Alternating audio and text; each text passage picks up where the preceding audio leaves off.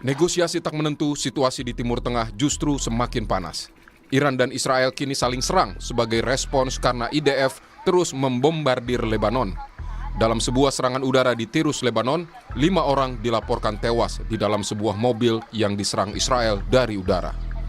Rekaman menunjukkan momen ledakan dan asap membumbung tinggi. Serangan drone itu menyebabkan sejumlah kendaraan rusak dan puing-puing berserakan usai ledakan. Dalam rekaman lain yang dirilis Israel juga menunjukkan serangan udara ke wilayah pinggiran kota Beirut. Israel mengklaim serangan-serangan mereka menargetkan infrastruktur Hizbullah di Beirut. Sehari sebelumnya, serangan udara Israel ke wilayah Lebanon Selatan menewaskan 9 orang, termasuk 3 anggota militer Lebanon. Salah satu anggota militer Lebanon yang tewas berpangkat Brigadir Jenderal. Israel melancarkan serangan pada hari Minggu tersebut tanpa peringatan kepada warga Lebanon. Permukiman warga rusak parah, gedung hunian warga porak-poranda akibat serangan udara Israel. Media Lebanon melaporkan 2 orang tewas dan belasan warga lainnya luka-luka dalam serangan tersebut. 4 para medis dari Palang Merah Lebanon dilaporkan terluka. Mereka dipindahkan ke rumah sakit regional untuk perawatan lebih lanjut. Gempuran Israel ke wilayah Lebanon menjadi tanda tanya karena dilakukan hanya selang beberapa hari setelah Israel dan pemerintah Lebanon memperbarui kesepakatan gencatan senjata yang difasilitasi oleh Amerika Serikat. Sebagai respons atas serangan ke Lebanon, Iran pun menunaikan janji akan membalas Israel. Mereka kembali membombardir Israel dengan rudal dan drone dan membuka serangan untuk pertama kalinya sejak gencatan senjata 8 April. Namun Israel membalas. Mereka mengklaim telah menyerang pabrik petrokimia Mahshar di Iran serta menargetkan situs militer tambahan di seluruh negeri Persia. Video serangan terhadap fasilitas penting di Iran tersebut dirilis pasukan pertahanan Israel IDF. Serangan tersebut diklaim Israel menyasar tempat penyimpanan rudal yang disiapkan Iran untuk menyerang pesawat Israel. צהריים טובים. אני רוצה לעדכן אתכם בהתפתחויות במערכה באיראן. אמש, משטר הטרור האיראני הפר את הפסקת האש לאחר חודשיים.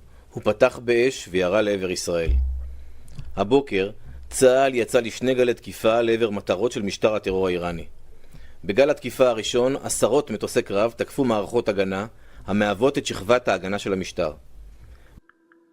Merespons serangan Israel ke wilayahnya, militer Iran pun merilis video peluncuran rudal dengan target Haifa, Israel. Rudal bertuliskan, "Kalian akan menyesal."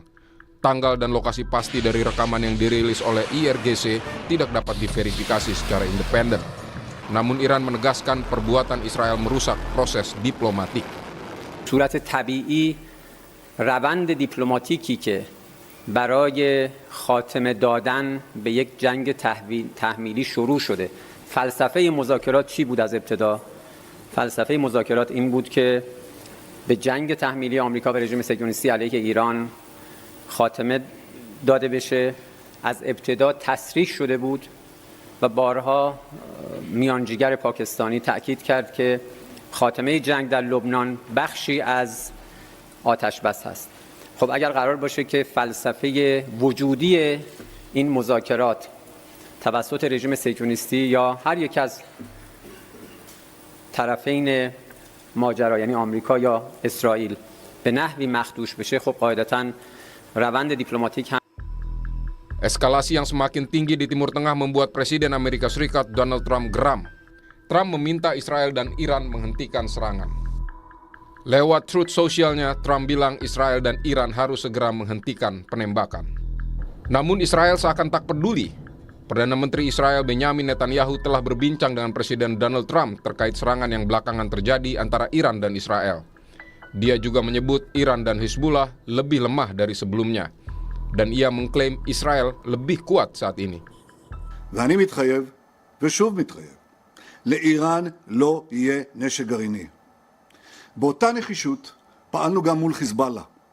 חיזבאללה תכנן לפלוש לגליל עם אלפי מחבלים, ובמקביל הוא תכנן להחריב את ערי ישראל עם 150,000 רקטות וטילים.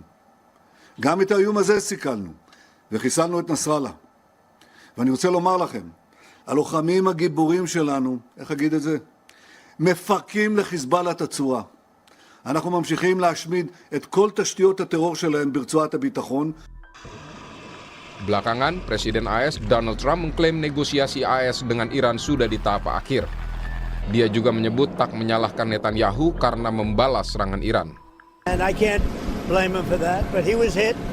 He hit back, and now they've called it quits, so they're gonna just leave each other alone for another week or something. They were going back and forth, and now they both agreed through me to stop, and we're in the final throes of what will be a very, very good deal that will not allow in any way, shape, or form nuclear weapons, etc. And the strait will open up right away. It'll open up immediately upon signing, which could be in 2 or 3 days. Peneliti Asia Middle East Center Pizarro Gozali bilang Netanyahu tak menghentikan perang karena itu yang diinginkan kelompok politik pendukungnya di Israel. Sementara desakan untuk menghentikan perang oleh publik Amerika Serikat justru semakin kuat. Namun Netanyahu paham bahwa Trump tak akan meninggalkannya. Netanyahu menghentikan perang, dia kalah di Israel. Ya. Karena kita ingat 27 Oktober itu batas akhir Israel harus menggelar pemilu legislatif seperti itu. Dan tuntutan dari para partai-partai koalisinya Netanyahu, pendukung-pendukung Netanyahu, dia harus terus melakukan peperangan bersama Hizbullah dan Iran karena sampai sekarang itu belum bisa ditaklukkan. Jadi tujuan keamanan itu belum tercapai oleh Israel. Padahal itu jualannya di pemilu nanti kan? Iya, ini yang bisa dia jual. Tapi sebaliknya Trump, kalau dia memperpanjang perang, dia justru nanti akan kalah di Amerika Serikat, gitu ya. Karena sekarang kerugiannya saja, kalau kita lihat itu 100 miliar US dollar. Kemudian harga ekonomi juga melonjak naik dan tuntutan-tuntutan publik Amerika Serikat ini harus berhenti perang. Jadi kita bayangin ini ada perbenturan kepentingan nih. Satu pengen terus perang karena dia ingin menang dalam pemilu, yang satu pengen berhenti perang akhirnya menang pemilu gitu. Ini kemudian terjadi deadlock. Tapi kan problematikanya, Trump itu nggak punya pilihan. Dia mau sekutu sama siapa di Timur Tengah? Gitu. Dia nggak punya lagi sekutu sekarang di Timur Tengah. Saudi udah mulai melipir, kemudian Qatar udah mulai tidak percaya, Oman saja sekarang sudah takut-takutan. Maka kenapa Netanyahu tetap melakukan serangan kepada Iran? Netanyahu paham, Trump tidak akan bisa lepas dari saya. Anda mau bekerja sama siapa di Timur Tengah kalau bukan sama saya? Gitu. Dan jangan lupa teknologi militer Anda, pesawat Anda, dan bahkan kemenangan Anda nanti dalam pemilu itu donatur dari kelompok-kelompok saya. Pengamat intelijen dan keamanan UI, Stanislaus Rianta menduga serangan Israel ke Iran bagian dari exit strategi AS dan sudah direstui Amerika Serikat. Tapi sebenarnya saya pernah menyampaikan juga di Kompas TV bahwa dugaan saya nanti salah satu exit strategi dari Amerika untuk pergi dari Iran adalah menyerahkan perangnya kepada Israel. Jadi saya melihat bahwa ketika Israel sudah mulai melakukan serangan, ini sebenarnya tanda Amerika untuk menarik diri. Dan tidak mungkin kalau misalnya Israel melakukan serangan itu tidak restu Amerika, meskipun ada drama-drama ya. Trump mengatakan bahwa dia yang memegang kendali, kemudian Netanyahu seperti kayak mau mengabaikan peringatan Trump. Menurut saya itu hanya drama-drama saja. Konflik Amerika Serikat, Israel dan Iran masih belum pasti ujungnya. Apalagi Iran juga telah melancarkan serangan ke basis-basis militer Amerika Serikat di Kuwait dan Oman.